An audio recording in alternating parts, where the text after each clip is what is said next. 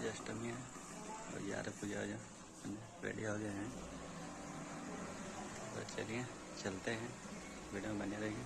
जो वीडियो में नए हैं वो चैनल को सब्सक्राइब कर दिए और वीडियो को ज़्यादा से ज़्यादा शेयर करें। हम भी रेडी हो गए हैं, चलते हैं। अभी गाड़ी निकल गया, चलते हैं। रोड पूरा फाँका है, हरि मंदिर। चलिए चलते हैं।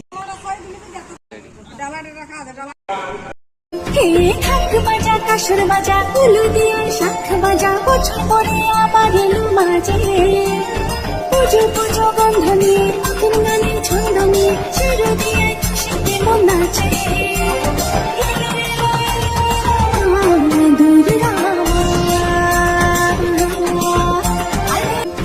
ঢাক বাজা কাসর বাজা উলু দিয়ে শাখ বাজা বছর পরে আবার এলো মাঝে পুজো